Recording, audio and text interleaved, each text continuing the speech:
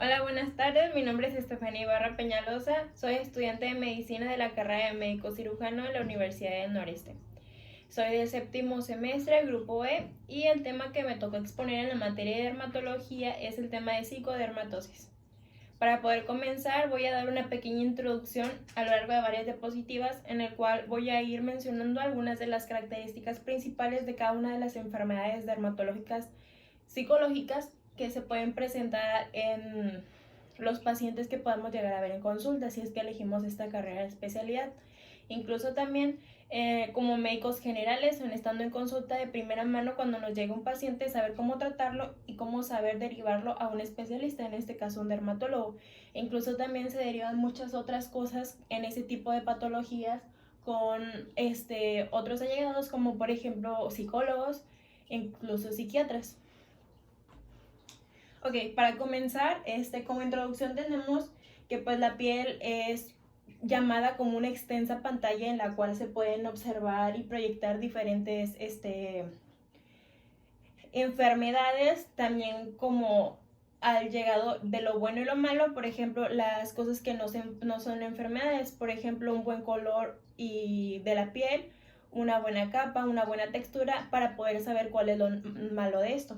Se pueden presentar algunos otros tipos de anomalías, como por ejemplo, presenta proyecciones papulosas, dicrómicos, exentematosas, y esto va a ser pues un resultado de una causa ya sea exógena o endógena, que aquí vamos a hablarlo más adelante.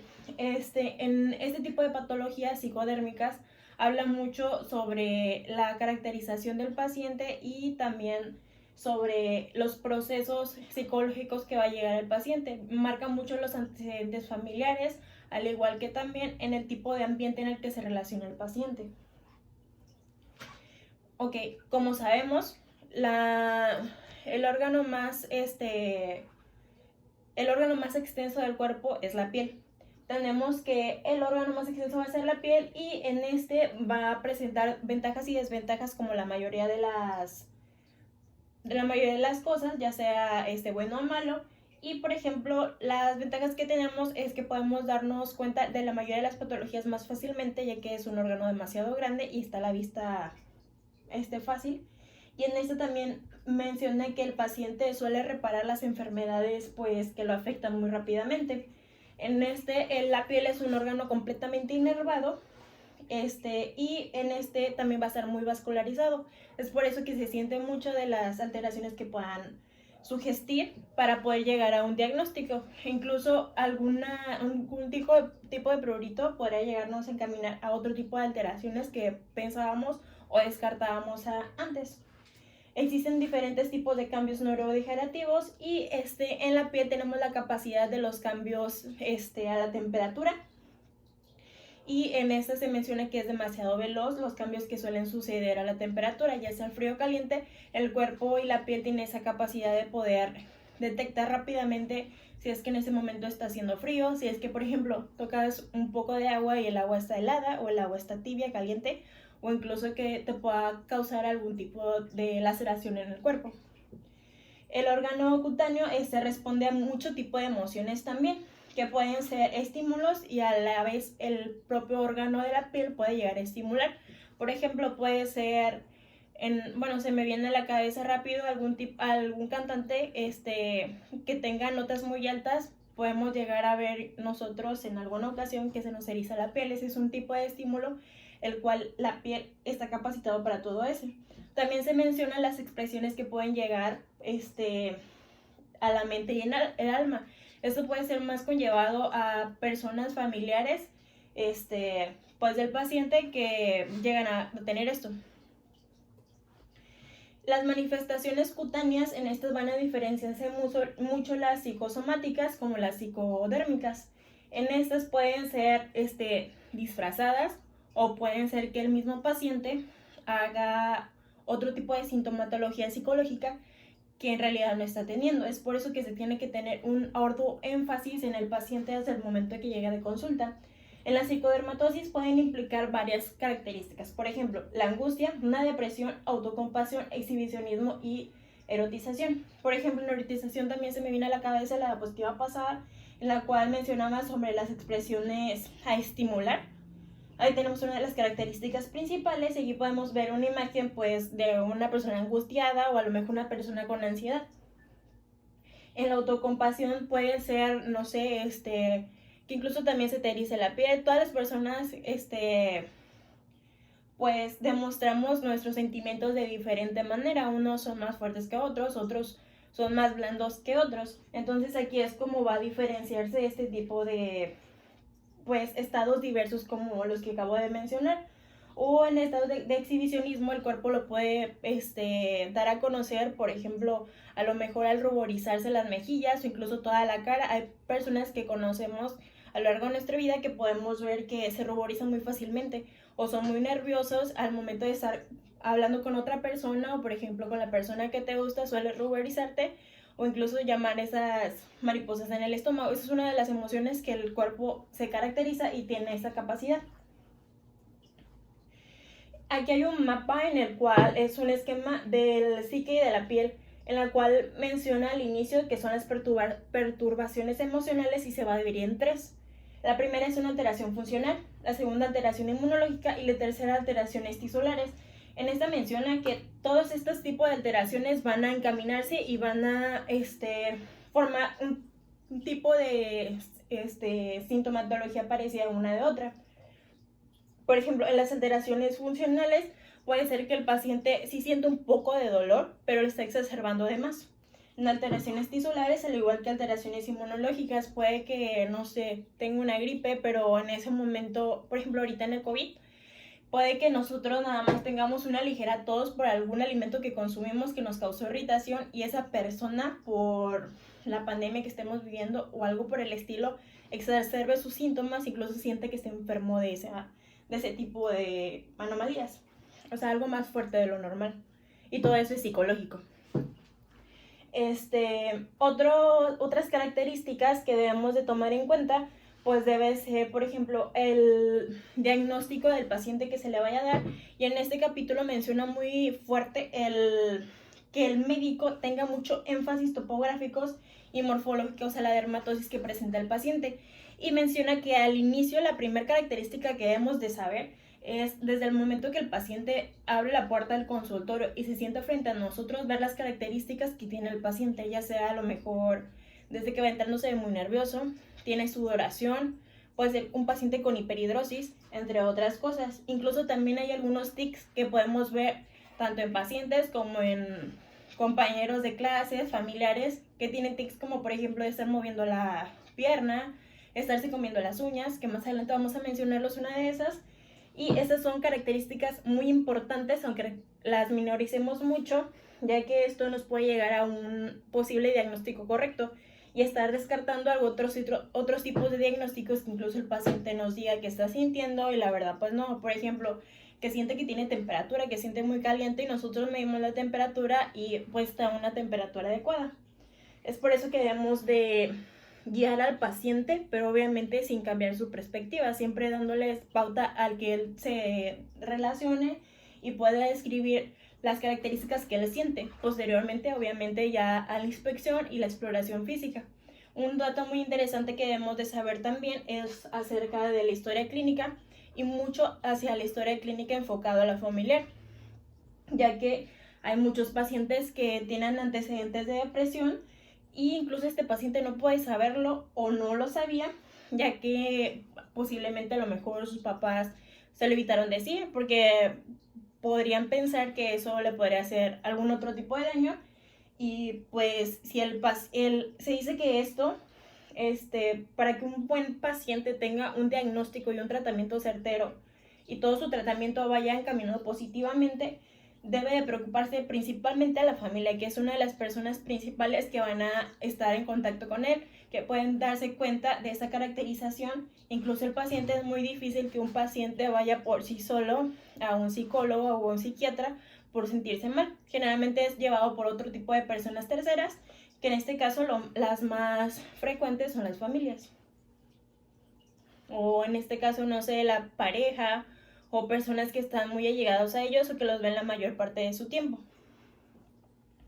Otro tipo de padecimiento cutáneo, psicológico también, Puede ser en algunos padecimientos como en algunos que no presenten lesiones cutáneas, pero el paciente sí las vea y solamente el paciente las vea, o lesiones que siente y en realidad no las tiene, ya sea que sienta mucho prurito y no hay ninguna etiología del prurito, a lo mejor una picadura de mosquito, entre otras cosas, y no existe esto. Pero también hay otras enfermedades en las cuales incluye signos y síntomas, los que van a causar pues una importante pauta psicológica al momento, a lo mejor, como le mencionaba un inicio, a la exacerbación del paciente sobre este padecimiento. Hay una clasificación que es la obra psicocutánea de medicina de Maximiliano Obermayer, que está considerado 3 principales características y 3 clasificaciones de la enfermedad, y este es más usado pues en Estados Unidos, pero últimamente se ha generalizado entre otros países, como por ejemplo, en la primera podemos ver los padecimientos psiquiátricos, más psiquiátricos que dermatológicos, o sea, más psicológicos, que no tienen mucho que ver a que sí presente la lesión. El siguiente, que es la dermatosis en los factores psicológicos importantes, pero que los únicos son a raíz de alguna enfermedad antecedente. Y la última, que son padecimientos los cuales pues van a tener una génesis del proceso, pero también van a caracterizarse mucho con conductas emocionales y conductuales del paciente. Más adelante voy a ir explicándoles cada una de ellas y cuáles son las enfermedades como ejemplos que tenemos de estas 3 clasificaciones, que se dividen en primer, segundo y tercer grupo. En el primer grupo tenemos todas las enfermedades que son más frecuentemente, en primer lugar se clasifican también en 3. Y del primer grupo tenemos que la más frecuente es la depresión, que constituye un 30% de la mayoría de las consultas que tienen de enfermedades psiquiátricas. La depresión es la que representa el primer lugar. Consecutivamente tenemos la neurosis compulsiva, que en este presenta un porcentaje del 10 al 15% de las consultas psicológicas. Y finalmente tenemos los trastornos dismórficos corporales, que se reportan nada más con 1 al 2% de las consultas psicológicas, ya sea con el dermatólogo, con el psicólogo, con el psiquiatra o incluso también con un médico general. También podemos hablar específicamente sobre la clasificación de Oberman, que dentro del primer grupo incluye varias enfermedades, que son estos, que es la eritrofobia, la hiperhidrosis tricotomiana, la onicofobia, fobias, entre otras cosas, delirios de parásitos, que más adelante les voy a mencionar y les voy a mostrar algunas de las imágenes. Una parasitofobia, que es muy parecida a la anterior, excoriaciones neuróticas y dermatitis facídica o patomínima. En estas, la mayoría hace referencia a características, pues obviamente dermatológicas, pero más estéticas, en el cual el paciente es por eso que exacerba los síntomas, porque siente que tiene demasiadas características físicas, aun y cuando no la tenga. La primera, que es la eritrofobia, en esta se va a tratar de un eritema principalmente, y es como el que les mencionaba, de estar cerca de una persona que te gusta, que sueles ruborizarte. Bueno, en estas personas lo que va a ocasionar es una ruboración excesiva, principalmente las mejillas y pabellones auriculares, estos de aquí, con una mínima emoción, ya sea una emoción feliz, incluso una triste, o generalmente lo más común es cuando la persona es exhibida o está frente a mucho público, a lo normal a lo que ella está pues cotidianamente alrededor de otras personas. En esto puede ser muy referente enfocado a interés romántico, que es el que les mencioné hace un ratito. Y en esto los tratamientos que se utilizan con frecuencia son principalmente los beta bloqueadores, algún tipo de ansiolíticos, sedantes y antidepresivos. Estos tipos de tratamientos van a ir enfocados de acuerdo a cada paciente. No significa que a un paciente se le vayan a dar todos estos medicamentos, sino que son uno de los más comunes y son los de primera mano que se dan en este tipo de psicodermatosis. La siguiente, que es hiperhidrosis, que es muy común hoy en día, que muchas veces lo hemos visto en otro tipo de patologías como síntomas acompañantes, que hace referencia a una sudoración excesiva en las manos, principalmente, pero también puede ocurrir en otra parte del cuerpo, no necesariamente nada más en las manos. Incluso hay algunas personas que es tanta su sudoración que pareciera que han metido las manos dentro de una cubeta con agua, o sea, está demasiado, como por ejemplo la imagen de acá que podemos ver. Y también ocurre muy frecuente en las axilas del paciente. Entonces es por eso que debemos de tener en cuenta estas características. Estas personas generalmente cuando las vemos suelen tener las manos encapotadas una sobre la otra para intentar disimular la hiperhidrosis que tiene o el sudor en las manos que tiene, porque también les da pena eso. Esto puede ser causado por muchas cosas. Puede ser tanto por pena, por miedo, por una exacerbación que tenga a lo mejor de algún tipo de fobia aunada a esto, entre otras muchas características que pueda haber. Incluso se menciona en algunos artículos que puede llegar a ser de causa genética. En esta, cuando hay una sudoración profusa, suele darse, de acuerdo al tratamiento, algún tipo de sedantes y derivados de la belladona.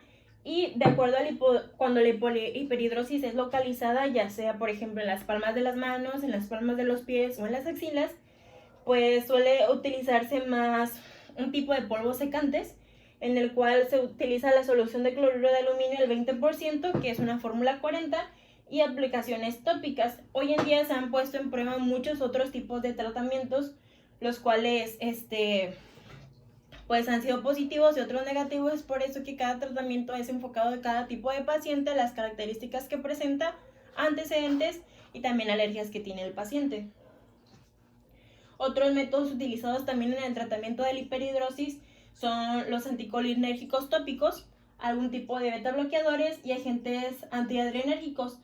También esto puede estar junto a un tratamiento de antidepresivos inhibidores de la ruptura de la serotonina, y el que últimamente ha estado utilizado es la radiofrecuencia, que esto pues es una característica terapéutica la cual ayuda a disminuir la hiperhidrosis, y su mecanismo de acción principalmente es pues elevar la temperatura, y lo que hace es interrumpir la conducción de los impulsos nerviosos generados en el paciente, lo cual disminuye la hiperhidrosis en el paciente.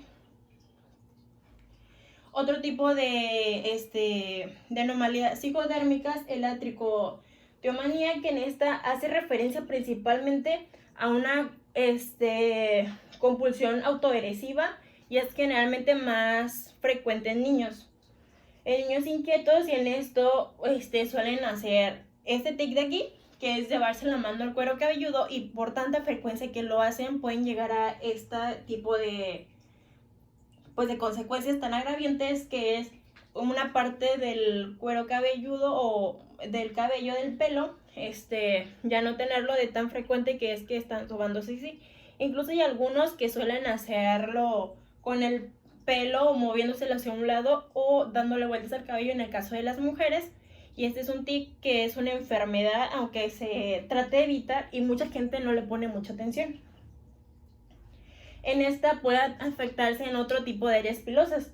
Por ejemplo, en los adultos varones, que es más comúnmente, puede hacerse en la barba y los bigotes, que suelen utilizarlo mucho, o incluso en las cejas. Y este proceso también suele ser muy confundido con la tinecapitis, pero existen otros datos que van a clasificar y subdividir uno del otro para diferenciación.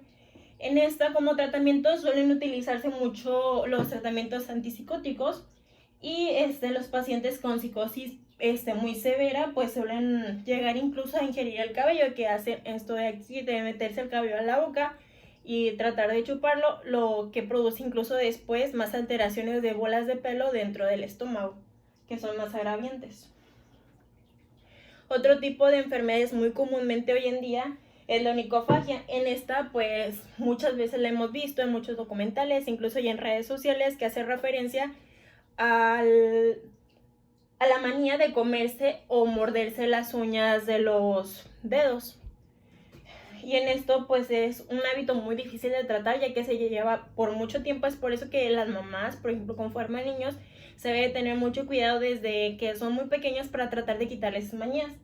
En esta pues puede producir muchos tipos de enfermedades, ya que las manos están muy comúnmente en contacto con muchas superficies, que puede haber muchas bacterias, hongos y virus que pueden traer otro tipo de enfermedades, como por ejemplo la peritonitis, candidiasis y trastornos del crecimiento de las uñas, por el mismo motivo que es del cortarse muy comúnmente las uñas de los dedos. Otras fobias dermatológicas que podemos ver, que no presentan como tal una lesión cutánea, pero el paciente piensa que los tiene, y en este se va a caracterizar por un temor demasiado persistente y exagerado de padecer algún tipo de enfermedad. En esta menciona 5 principalmente, aunque hay más, que por ejemplo la primera, que es la aracnofobia, que son los pacientes que sienten que tienen ácaros aun cuando no lo tienen. La leprofobia, pacientes que suelen o pensar sufrir de lepra, que esto es más comúnmente y la mayoría de las otras enfermedades consecutivas en pacientes que tuvieron algún tipo de familiar expuesto a esta enfermedad y vieron qué tan fuerte fue la enfermedad que quedaron traumados. La sifilifobia, que es temor a contraer la sífilis, y también la acidofobia, que pues es el miedo a contraer el SIDA. En este tipo de personas suelen ser muy exageradas tanto en los hábitos higiénicos como para no tratar de contraer estas enfermedades, y hay algunos casos en los que, por ejemplo, si siente la presencia de ácaros aunque no lo tienen, suelen causarse lesiones porque piensan tener prurito y rascarse en esa área aunque no sea necesario, y pues van a tener exacerbaciones en la piel y regiones cutáneas que pueden cursar con pues lesión de la misma. El delirio de parásitos y parasitofobia, que es llamado también como el síndrome de Ekbom, que pues es una psicosis en la cual este paciente lo que piensa es que adquirió una enfermedad infecciosa o una enfermedad por parásitos. En esta también puede ser allegada por algún tipo de antecedente en algún familiar que presentó esta enfermedad, y por lo pronto pues puede pensar que lo tiene. Incluso no nada más la necesidad de pensar que tiene los parásitos dentro del organismo, sino que a veces suele verse las manos y suele verse los parásitos en las manos. Aquí podemos ver una imagen de una señora con delirio parasitológico, en el cual supuestamente ella puede ver en una manta donde supuestamente hay algún tipo de parásitos cuando no lo existen. En esta suele usarse diferentes tipos de tratamientos, como por ejemplo tratamientos psicotrópicos, otro tipo de tratamientos, bueno, de acuerdo a los psicotrópicos, como la pimosida, que son utilizados principalmente y al inicio 1 gramo al día, pero hay algunos pacientes que es demasiado fuerte y suelen darse hasta 6 miligramos al día. Las excoriaciones neuróticas, en esta pues van a ser unas lesiones autoinfligidas por el paciente, y pues con las cosas que se hacen más fácil estas lesiones pues son las uñas. A estos pacientes suelen incluso quitarle todos los objetos con los que pueden hacerse daño cerca de ellos. Por ejemplo, se me viene a la mente algún tipo de corta uñas, unas tijeras, algún tipo de cuchillo, algo que puedan tener de fácil acceso, lo que se provocan excoriaciones, y por su ansiedad y depresión se causan muchas lesiones, ya sea a lo mejor porque sentían un poco de picación de prurito, se empezaron a rascar demasiado que se causaron incluso hasta huecos en la piel, y no solamente pues algún tipo de rojez nada más en el cuerpo, sino que algo más. Suelen quitarse ese tipo de objetos y aún así con las uñas suelen autoinfligirse. Hay algunos casos muy exacerbados en los cuales se utiliza al paciente vendajes en las uñas de los dedos, en las manos, para que no se lesione más. Y de todas formas buscan la manera de poder lesionarse. La dermatitis fáctica o patomía es algo parecido a la anterior, pero es consecuencia de. En esto se refiere a práctica, que su nombre etiológico es el hacer, y lo que hace es una automutilación, nada más que esta enfermedad es más agraviante y suelen utilizar instrumentos más fuertes, no solamente las uñas, como por ejemplo se mencionan los ácidos, agua caliente, algún tipo de objetos puntiagudos u otros medios. En esta suele haber mutilaciones principalmente de la nariz, de las partes auriculares, pene, pezones y otro tipo de ulceraciones que puede presentar el paciente, que en ese momento no siente nada de dolor, sino la necesidad de hacerse esa mutilación y posteriormente obviamente sentir el dolor que llegar a no ser al área hospitalaria, pero pues ya se ha hecho este tipo de consecuencias. Aquí podemos ver una imagen de una dermatitis fáctica en el cual se hizo una automutilación en la parte baja del brazo. Los trastornos dimórficos corporales, en esto su incidencia va mucho en aumento, aunque se está haciendo un lado mucho, y son las enfermedades principales. Generalmente, bueno, se menciona que es más comúnmente en las mamás primerizas, que hace referencia a una persona demasiado preocupada por cosas muy mínimas y pues fuera de lo normal. No sé si el niño se cayó, se raspó tantito la rodilla, siente que es más la exacerbación que presentó el niño, más las lesiones que presentó, a un punto de incluso pues llevarlo al área hospitalaria cuando no lo necesita. Solamente con un lavado de jabón sería lo ideal. Pero estos son también, se menciona que pueden ser por antecedentes familiares, ya sea la mamá de esta señora era también muy preocupona y pues heredó eso a la señora, porque pues son características y cosas que se hacen en la vida cotidiana que obviamente se te van a quedar en la cabeza si lo haces muy comúnmente. En el segundo grupo de la clasificación que vimos al inicio, en estos va a haber influido el factor psicológico, pero va a ser muy importante, pero en este también va a tener algún tipo de sintomatología, como hace el ejemplo del vitiligo, de la dermatitis diseminada y atópica, y en otro tipo de dermatosis que voy a mencionar más adelante. La alopecia aretada en áreas peladas, que podemos ver unas imágenes de la alopecia. Por ejemplo, aquí es muy poca comparación de la segunda imagen, y esta es una enfermedad caracterizada pues obviamente pues por la caída parcial o total del cuero cabelludo. Esto puede ser por varias causas. Puede ser de causa genética, que el paciente haga algo parecido como en la primer dermatosis psicológica que vimos, que hacía mucho el tigre de tratar de agarrarse el cabello por mucho tiempo, lo cual causó esa alopecia en esa parte del cuero cabelludo. En personas que suelen automutilarse, que jalarse el cabello, y pues a lo mejor también conforme a la edad sabemos que nuestro cuerpo va perdiendo vitaminas, va perdiendo características principales que tenemos desde la juventud a comparación a la adultez, y lo que va a proporcionar pues es que la parte del cuero cabelludo ya no va a estar cabello, sino que se va a ver una parte lisa y brillante, que a la palpación obviamente se va a notar que es piel por completo, como la imagen de acá. En esta existen diferentes teorías de las causas, pero la mayoría se asocian a antecedentes o algún tipo, o antecedentes unados con algún tipo de choque emocional, por ejemplo, algún tipo de pérdida. Y se menciona mucho en los adultos de algún tipo de conflictos que tengan como problemas familiares, económicos, que hace que esta persona se estrese más y produzca este tipo de consecuencias.